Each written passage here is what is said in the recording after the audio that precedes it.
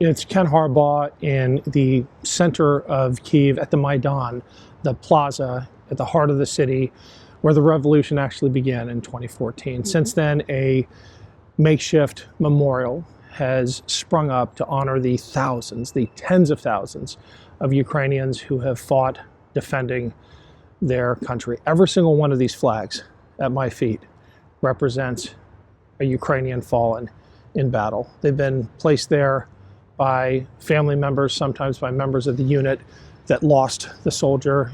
You'll sometimes see people kneeling down and taking care of the flag that honors their loved one. I thought this would be the ideal place to introduce my conversation with Shaun Pinner, a Brit, but one who served in the Ukrainian military because he was married to a Ukrainian living in Mariupol in the south of Ukraine when the Russians launched their full-scale invasion. This is one of those rare interviews where it got real after the formal part of the interview ended and after I turned the camera off. I'm glad I got the camera back on in time because Shaun just opens up about the experience of Russian captivity. His unit was overwhelmed, surrounded, and he fell into Russian hands. And I won't give away much more except to provide a few bits of context. You will hear other voices chiming in. That's my production crew with questions about Shaun's experience. Shaun also talks about a few locations that I don't interrupt to provide context for. He mentions Mariupol, where he's from.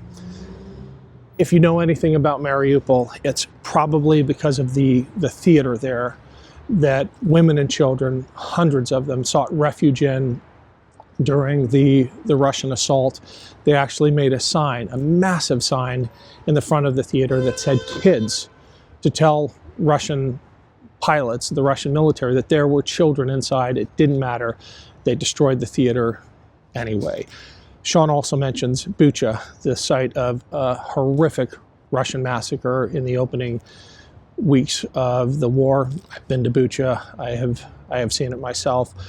I will let the rest of my conversation with Shaun speak for itself, but just a thank you to all of those who supported this trip, who have signed up for my Substack page. You made this possible. Here's my conversation with Shaun Pinner.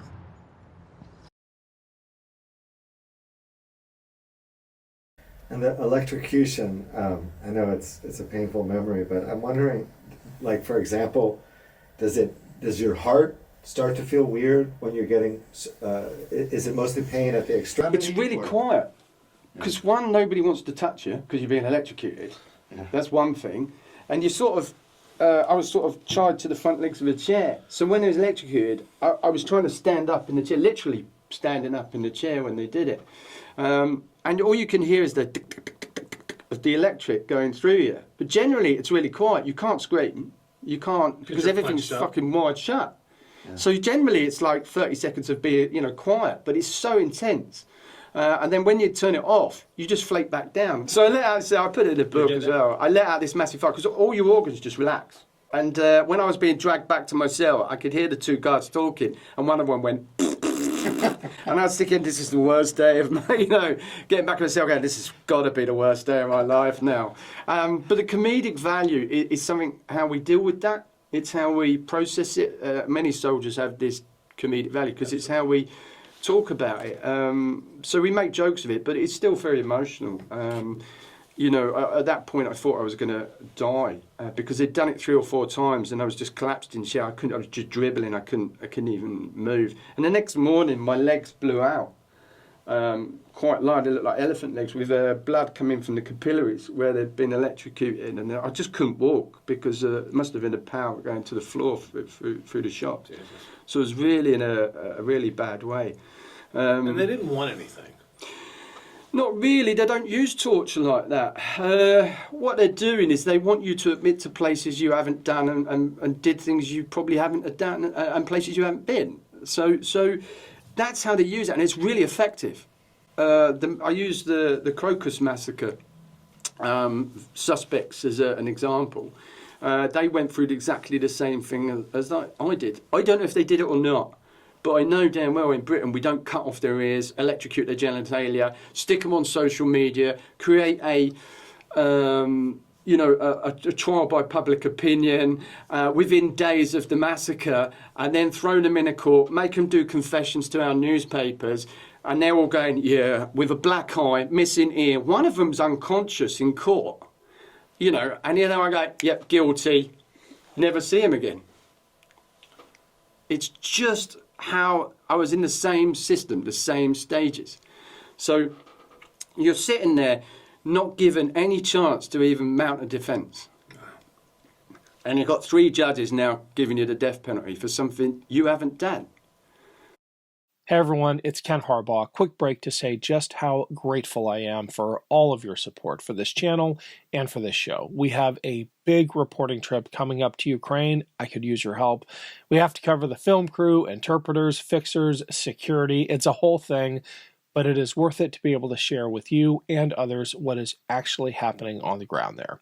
I just published a feature story in The Atlantic about my last trip where I embedded with the drone unit at the front. Click the link below for the full article, and we'll be putting out more great fact-based reporting over Substack. Please consider subscribing. Everything I make from Substack and Patreon goes back into this show. Thanks for the help. And that death penalty still hangs over you. Yeah. Right? Yeah. In Russia there is no death penalty. But they will keep me for life in a gulag if they catch me again for something I haven't done. Yeah. So they just won't, and they're doing that to not just me. I was in prison with Ukrainian civilians. A 19-year-old train driver was electrocuted. People that had nothing to do with the military. And this is the message we try and get out to people, that if Russia do get in, it's going to be another butcher. You won't see me again or any Westerner here. We'll be on the other side of the camera doing this all with them. And by the end of it, you'll be admitting to things like you've seen Elvis. You're going to say, yeah, aren't you? If you're being electrocuted, starved, beaten, eventually you're just going to go, yeah, I did. Yeah, he's working in my chip shop.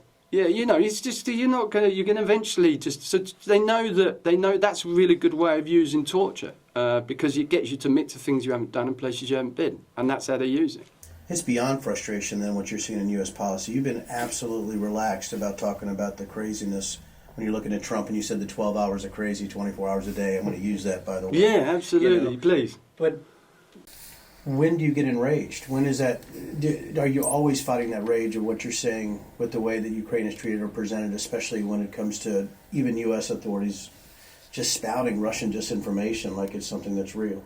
It's all to do with money.